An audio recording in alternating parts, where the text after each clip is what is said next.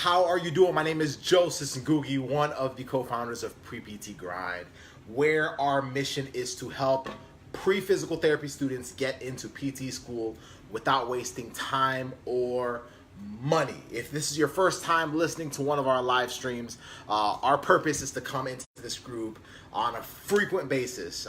We're coming in here, either myself or Casey, we're coming into this group on a frequent basis, really to make sure that you are served, taken care of as a pre-physical therapy student, given everything you need, whether it's experience, whether it's, what's up Shanahan, what's up Katie, we have Karen, we have Dawnette, see Karen, I remember. And really tonight we are bringing in the one and only Dawnette Water. Is still technically a pre-PT because she's not in PT school yet, but she has gotten accepted. And so tonight you're going to hear her story. It's really one that is for the books, but one that a lot of you are going to be able to relate with wherever you're at in your journey. The reason why we do this is because, oh, look at that. All right. Well, so I've been a massage therapist it's been about 15 and a half years now. During that time, I've worked in numerous settings with various groups of people. And one of those people there are actually the influence of what made me decide to go into physical therapy. She had a TBI, which is a traumatic brain injury. She was seeing numerous therapists. She was seeing physical therapists, occupational, speech therapy, and then massage therapy. So she was, being treated by me. And throughout her time, she just always would praise me, how good of a job I was doing. And she would tell me that I should look into getting into either physical therapy or occupational therapy. And, I heard these things and in one ear, out the other. But one day she was very adamant, you really need to look into this. I can see you doing this. I can see you really influencing a lot of people. So I did. I looked into it, and I really didn't know much about physical therapy. I never really had to have it myself. I knew people. I actually had clients that had physical therapy, but their experiences most of the times weren't really all that great to talk about. So anyhow, I looked into it, and my mind was blown. I had no idea the scope that physical therapists had. And the more I delved into it, I actually could see myself doing this. And so it got me so fired up. I was like ready to start right then. But of course, looked into it, and I realized that there was a lot more work involved to become a physical therapist. I actually had graduated with a bachelor's in biology in 2006, and my GPA, was not the best. So knowing all the work that I would have to go through to get to it, I kind of put it on the back burner. 2 years passed, and then I met somebody who actually was getting into physical therapy school. And that's when it, came back to me, because it never really left. It was just in the back of my head. And at that point, I told myself, the 2 years that had passed, I could have been 2 years ahead and, retaking all these classes and been that much closer to pursuing physical therapy. So at that time, I said, you know what, this is something that I really want to do. Let me buckle down and just do what I have to do. So it became a 5-year journey of me retaking numerous prerequisites. So some of the classes were considered expired, according to some of the schools that I was looking to apply to. So I had to retake, it may have been 7 classes. It was quite a bit. But at the time when I decided, so this was December 2012, when I decided I wanted to go back to school. And at the same time, I was telling myself, well, if I go back to school, I may not have enough time for a family. So I talked to my husband now, but he was, my boyfriend at the time. What are we going to do? Like, let's have a timeline of things. So we decided we were going to get married in 3 months. And this was the first semester of my going back to school. So So we got married, and then a month later, I got pregnant. So now I'm pregnant throughout my first year of going back to school to take my prereqs. And but I was so determined throughout this whole time. I was paying out of pocket. I had 2 jobs at the time, and both doing massage therapy. So everything, my classes that I was taking, plus working 2 jobs, were to basically pay for my education. Going back as a non-traditional student, I had so much more drive, focus, determination. I wish that I had the same, same passion the first time around, but I learned a lot about myself. I learned a lot about what I was capable of. And after I had my daughter at the end of the year in December, I actually took a year off. So I wanted to take that time to, build my relationship with her. We are a new family now, but all the while, my goal was still in sight. So I knew after that year, I would just go ahead and pick back up. And that's exactly what I did. So I picked back up, took more classes, and it was a little bit of a struggle because now I'm a new mother, and also take still 2 jobs and going to school part-time. But it was good. It was good. I was doing my observation hours and all these things. And then it came time. I said, you know what? I think I've retaken all my prereqs. I've been going to different schools, going to their QAs and all that stuff.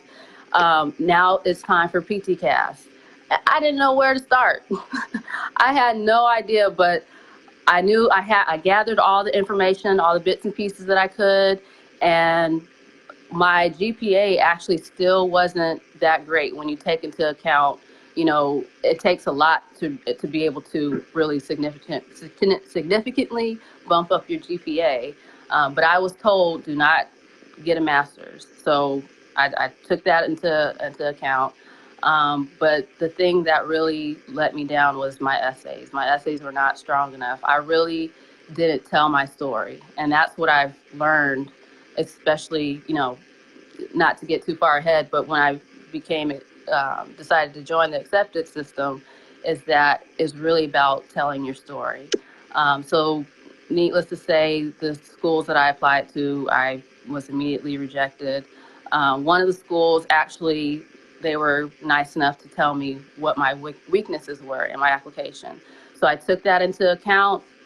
I found pre-PT Grind and the pre-Doctor Physical Therapy page. And at that time, so this was in September, February, I joined the acceptance system. And that's when all the pieces came into place. So I went ahead, I decided I need to take more classes, again, bump up the GPA, let them know what I'm capable of. So this time I'm taking full-time classes for that semester. So this was in February. And that's when things kind of took a drastic turn. So this was February of this year. And then March 1st, I was involved in a pretty bad car accident. And it resulted in 5 pelvic fractures, 2 fractured ribs, and a lacerated liver. And I thought that, this was it. There was nothing. I couldn't come back from this. I wouldn't be able to pursue my dream of getting into physical therapy. But when I shared the story, what happened with the group, in the acceptance system, everyone was so encouraging. And, I'm in the ICU trying to be so positive, and everyone is just giving me all this energy from so far away. And it really, it pulled something, out of me. And to have people to realize that this is something that I'm still capable of doing. And from that point, I said, okay, if I'm able to, I'll continue to push forward. And I was blessed to have great physical therapists, one of who actually he knows, you. He's also in the SSPT group. So just to have that network around me, sorry if the camera's shaky, by the way. um, to have that network around me, it just continued, just kept me with that fire and that passion. Um, One of the things that I really learned from you and Casey, just the whole system that you guys put together, was the human experience. Um, when I decided that, the schools that I was going to apply to, um, actually, I couldn't apply to all the schools that I wanted to. After the accident, I wasn't able to work full time anymore. So I actually couldn't retake a lot of classes that I wanted to for that following summer. So that meant that the 3.0 that I would have had, I only made a 2.98 cumulative. And one of the schools actually changed their requirements where they, instead of having a preferred 3.0, it was required 3.0. So that meant my number one school was now out the window. But then there was still some hope, because there was a school that I applied to that was South College, and they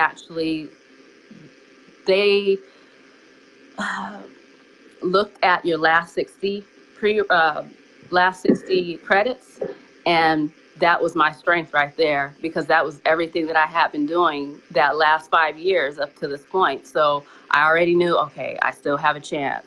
So I put everything that I could into the school, making sure that all of my essays were spot on, that I was able to truly tell my story about why I wanted to pursue physical therapy and how I could, make influence in the profession.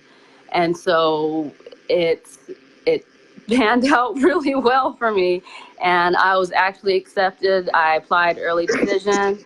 That was the one school that I applied to, and yes, I was doing the same dance. When I was accepted, I was at work. I was reaching for my phone because I was going to charge my phone, and the email popped up on my phone, and I'm just staring at it. The only words that I saw were congratulations, that were right at the top of the screen. I knew exactly what it was. And one of my coworkers, Mario, was there, and he's like, what's going on? And I didn't think I was going to have the reaction I did. I just kind of broke down in tears, and everything just came together, and I just was just so thankful for everything. And it's just hard really to put it all into words, but that's where I was 5 years ago. Now I'm here sharing my story. I'm able to walk. I succeeded in, recovering from the accident. I still have, a little ways to go, but I'm pretty much really don't have too many limitations. And now my whole journey at this point is sharing my story, encouraging others. Through the accepted system, I met Greg Todd. I was able to go to SSPT Live, that's where the whole network came in. So it wasn't, a part of the accepted system is not just the network of pre-PTs, but also the network of other physical therapists. So going to that live event, I was able to meet Kyle Rice, who is the PT Hustle. So he's the MPTE coach, and I've been interning with him. So it's just so many things that came out of this that I never would have, thought otherwise. And that was one of the other things that I didn't have enough of when I applied the first time, was professional engagement. And being in this program has definitely helped me to excel in having that professional engagement. And here I am right now talking to you all with a shaky camera. I have refrained from saying a lot because my voice sounds kind of funny. No, your voice sounds great. It sounds great to you, but to the rest of them, I sound like a robot right now. Okay. They'll tell you in the comments. Okay. But you were killing it. Dawnette, I'll keep it short so that you can speak. But for a student that is in the same place that you were, even up to this year, especially now you have a family, everything builds up. GPA, accidents, feeling like you just can't push forward, you don't know if it's the right path anymore. What are the right steps to take? And or what is the message that you have for that student right now? Well, that's a loaded question. There's a lot of different directions to go with that. Well, first, make sure this is something that you want to do. Know your why. That's something that we talk about so often, is knowing your why. Because if you don't really have a reason for doing this, it's so easy to fall off of the train. So know exactly why you want to do this. Envision yourself at the finish line, and not even just being at the finish line, but how you will impact the profession itself and impacting your future patients. So that's one of the things I would definitely say is knowing your story, knowing your why, digging deep inside, having self-reflection on why you want to go through all this work to get there, because it's going to be even more work once you get into the program. Was there another part of that question? I feel like I didn't answer. No, you absolutely killed it. Yeah, I have a little echo. So they're hearing an echo. That's all right. But really, what I wanted was for you to share your story, because it's a lot of that will resonate with your experience, with the same frustrations, the same anxieties. But you killed it. I remember the day you got accepted. I remember freaking out. Like, I remember the day you were like half like tearing up. I remember this. I really was. I think I have my. This is probably with the interview, and I had sent you and Casey a message, and then my daughter jumped on. She's like, "I'm freaking out." She's 5 years old. She doesn't know why she's freaking out, but she sees her mom acting a fool, so she's gonna act a fool with me. But it was a great moment. Great moment. She's a ride or die. Honestly, Dawnette, thank you so much for sharing your story. Keep killing it. If you guys have any questions, send her a message. Reach out to her, ask her. She has a wealth of knowledge. Also, if you want to know more, really send her a message right now, whether it's on Facebook or anywhere else you see Dawnette Water. Like talk to her. Absolutely. Thank you so much. Thank you, Joseph. Have a good one. All right. You have a good one. And really, and I did that because I know the echo went away, but really to all of you, regardless of what your story is, regardless of where you're at in your journey, like your story is still being written. For Dawnette, her story was still being written 5 years building up to that.